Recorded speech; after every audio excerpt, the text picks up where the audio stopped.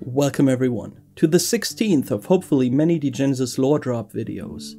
This time we are talking about Dr. Ernest Vasco, one of the most peculiar Spitalians, whose story is well intertwined with the metaplot and converges with some of the main players of that metaplot. So, as mentioned in my last post, this video will be exclusively on Vasco, and the other figures like the Mother of Ravens or the Tsar will get their own videos soon. If you want to get posts of me talking about what I'm doing on your YouTube feed, do subscribe to this channel, and thanks to everyone who has already done so. I'd really like to reach the second funny number of subscribers, 420 that is, on April 1st, since this is the day when my country probably legalizes weed. And that would be epically off the charts meme funny over 9,000, wouldn't it? So please subscribe now and enjoy the video.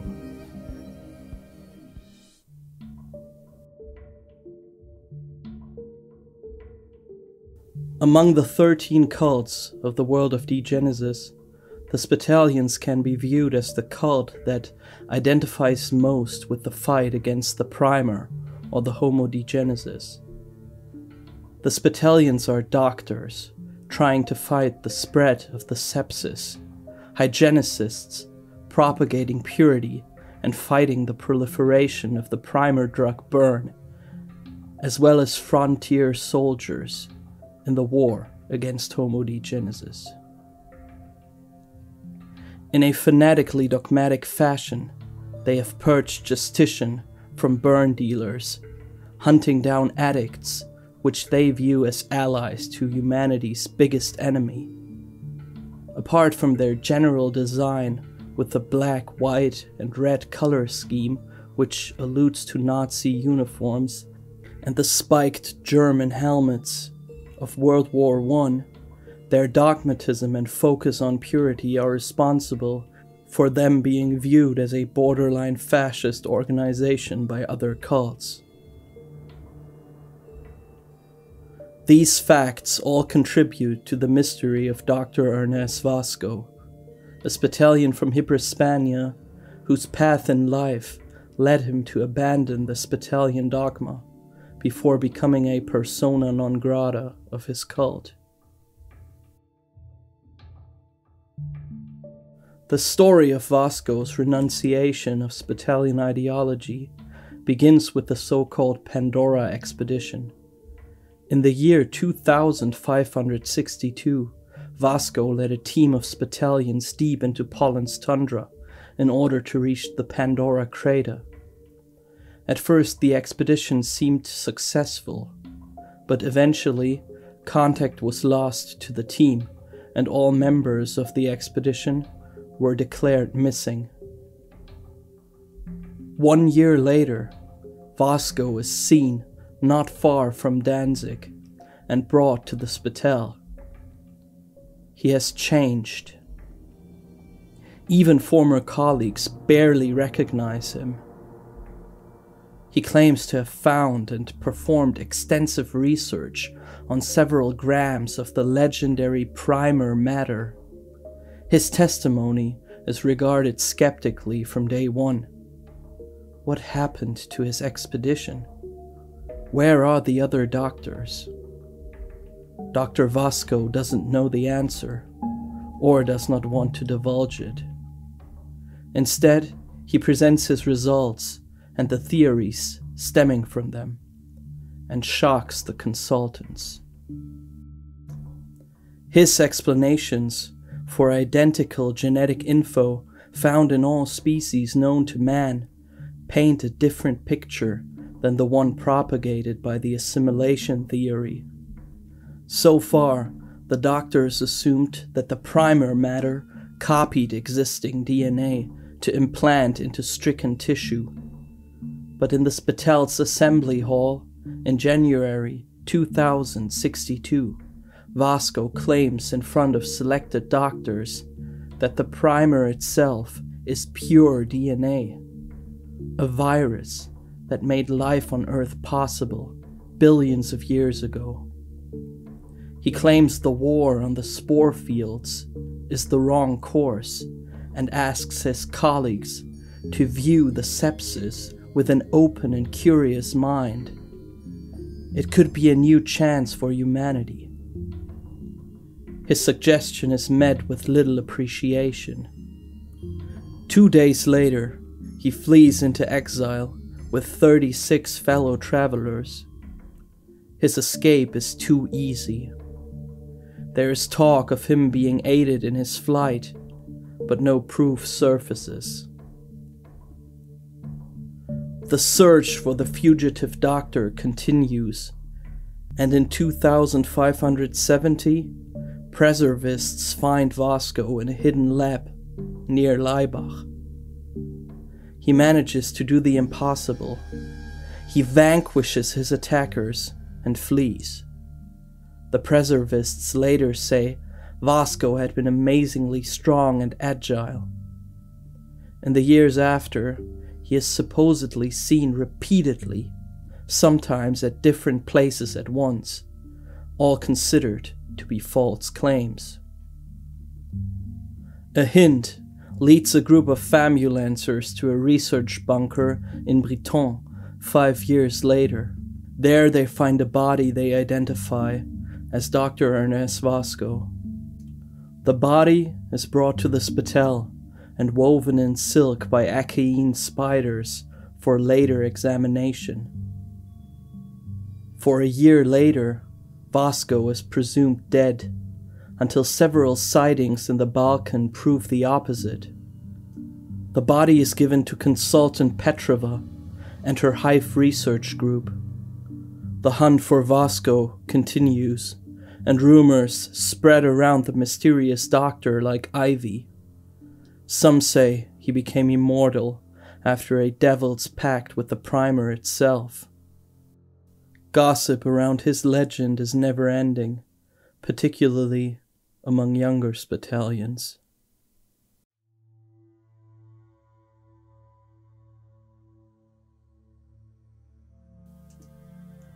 In the end section of the Catharsis book, we find a rather detailed report of what actually happened to Dr. Vasco during the Pandora expedition.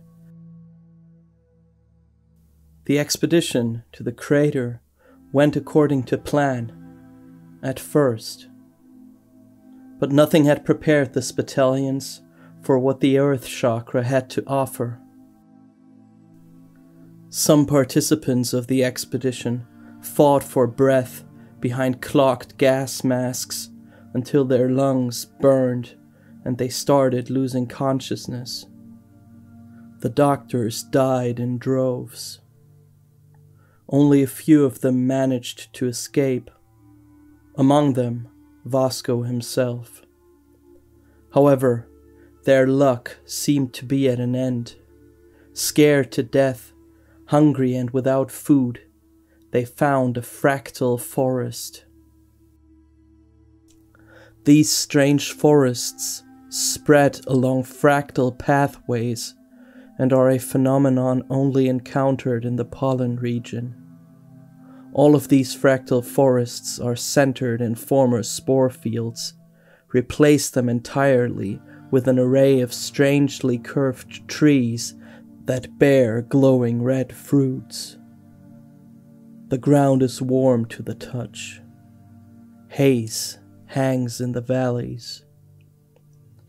To the nomad clans of the pollen region, the forests are sacred places, providing them with food, warmth, and other resources. The forests treat the clans well, and they do likewise. Clanners free the trees from spiders, tear webs, dig up rift centipedes and crush them. They protect the forests against Spitalians and apocalyptics. However, sometimes a fractal forest demands more. The ground splits open and reveals the interior of a man-sized muscle sac made of white fleshy strands. Contraction waves ripple along the interior wall. making openings flutter. Yellowish digestive fluid sloshes in the deep. A phagocyte cusp. The clanners offer rabbits and gendos, as well as blessed children, enemy warriors, or captured spitalions. The cusp closes over the victim. The opening becomes a scar soon covered by grass once more.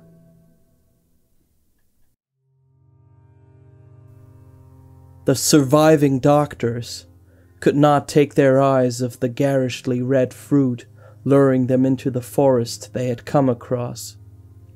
Every step led them closer to the promise of redemption.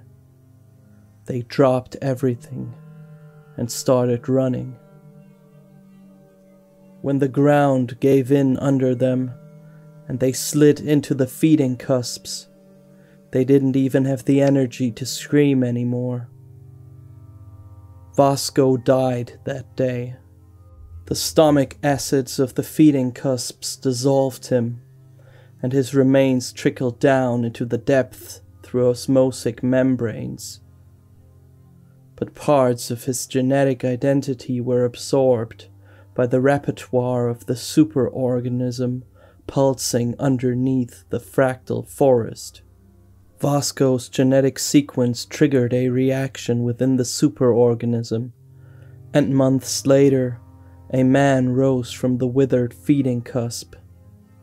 His appearance was exactly that of Dr. Ernest Vasco. But no, the jaws were stronger, the facial shape too perfectly symmetric. He carried shreds of memories of his genetic model. In a secret lab of the Hive Research Group, of which Vasco was a member, this first iteration studied Vasco's old notes and diaries, and slowly rediscovered an identity that he absorbed. A second new Vasco rose months later from a breeding cusp about 100 kilometers away. The third followed shortly thereafter. The Hive Research Group was the first to discover the phenomenon, and they hid it from preservists and other spitalians. The Hive Research Group has registered 15 Vasco incarnations so far. The first caused a sensation in the spital with a flaming pro-psychonautics speech.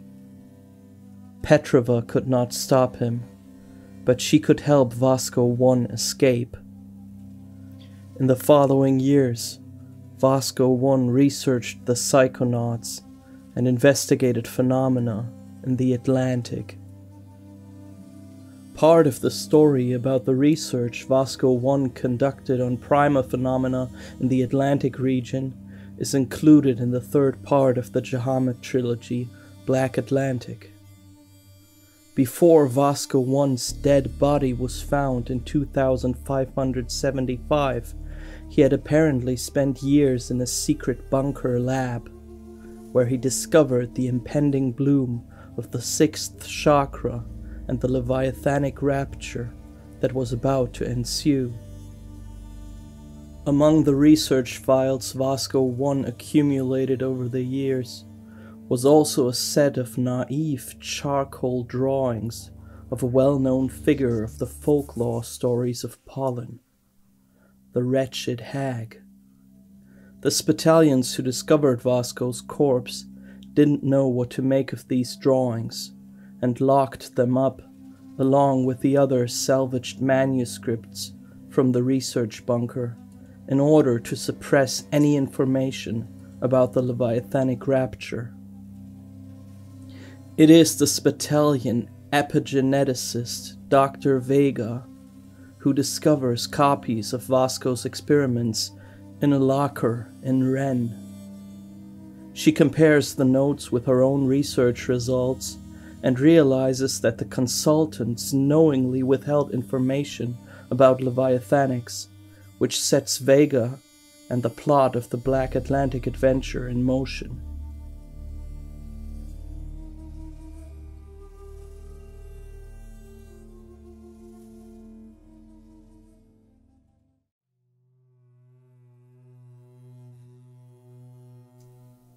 There is another important piece of information about the first incarnation of Vasco and his time in Britain.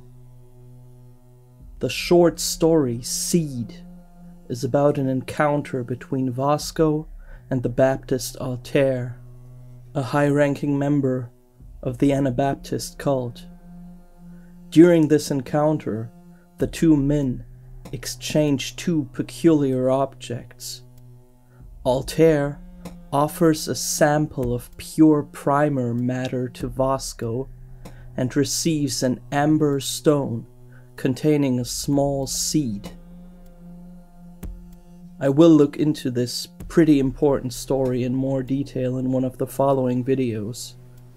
For this video, I will only hint at the connection between the seed passed along by Vasco and the superorganism underneath pollen, which Vasco I would later call the Tsar. When he told a follower he fled into the discordance area to get rid of the Tsar's influence. This piece of information about Vasco I having fled into the discordance area is even stranger, since he was staying in Britain, which is far away from the discordance zone. But let's see if we find some answers in the next video. It is stated that Vasco I probably knew nothing about his other incarnations. He was always hundreds of kilometers and months ahead of them. It is different for Vasco V though. He tracked down 4 incarnations, hunted and killed them. More Vascos were probably killed by Gendos or died in other ways in the wasteland, their location or resting places unknown for years. The early Degenesis books state that there are at least 8 Vascos still out there, and in later publications, more details about the other Vascos are revealed.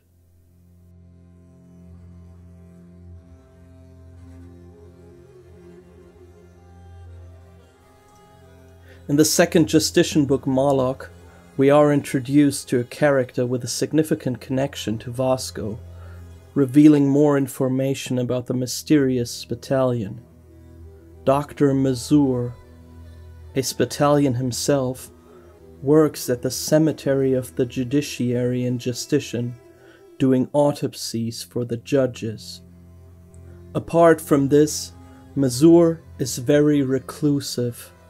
He wants to avoid attention of Spitalions at all cost. Years ago, he worked as a field medic in Danzig. Out of sheer curiosity, he started documenting the murals of the wretched hag all over Poland. It was his assumption that the pictograms were directly related to the reappearances of Vasco, the renegade Spitalion prophet. After each sighting of the phantom, new murals were discovered on the walls of nearby ruins within days. Was Vasco personally responsible for the drawings? Did they form a message?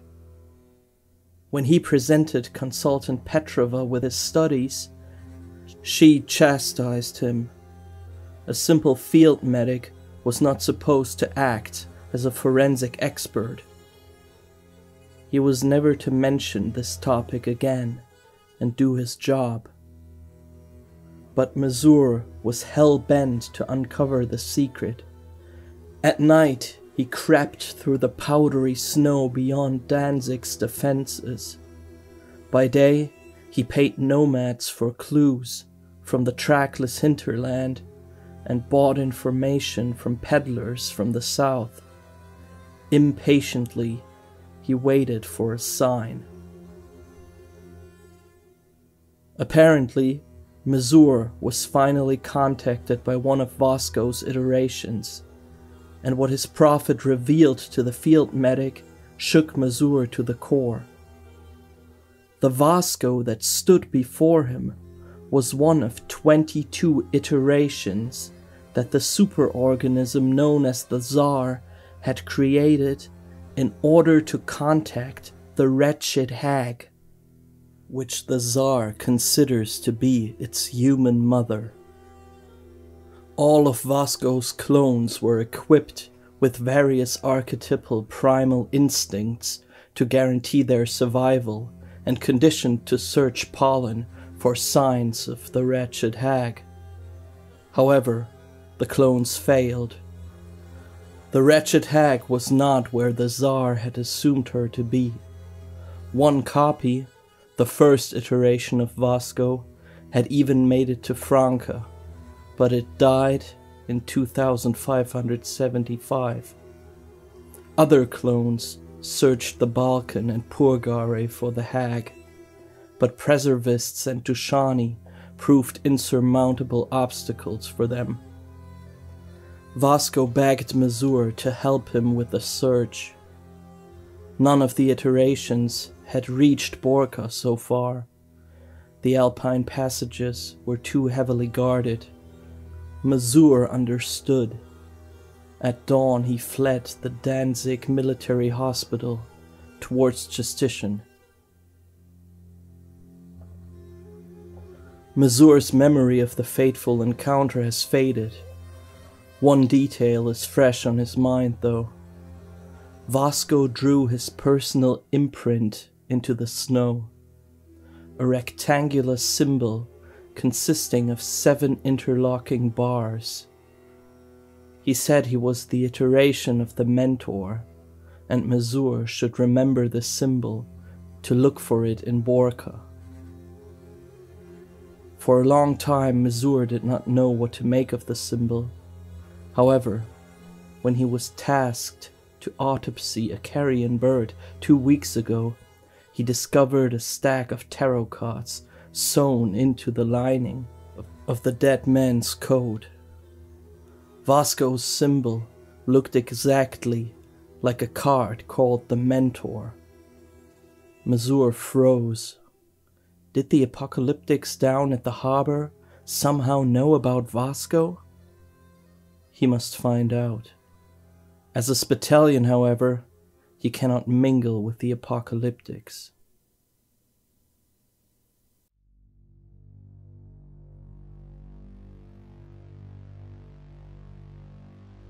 To summarize, Dr. Ernest Vasco died during the Pandora expedition after being consumed by the Tsar. The superorganism growing underneath Pollen's surface created 22 iterations, clones of the original Vasco, and sent them on a quest to find the woman the organism considers its mother, the mythical wretched hag. The reason for this strange reaction of the superorganism lies in a peculiar fact that I maybe should have mentioned earlier but forgot to add to the script. Vasco had worked in the Hive research group for years. He had the same genetic aberration as all his colleagues, the one that they call pure strain. This special genetic sequence triggered a reaction within the superorganism, which led to the events described. Vasco's plotline does touch upon many characters and themes of the metaplot, which will be discussed in future videos, about the Tsar and the fractal forests, the mother of ravens, as well as Petrova and her Hive research group. Consider this to be part 1 of a mini-series on this entire complex, and stay tuned for my next video.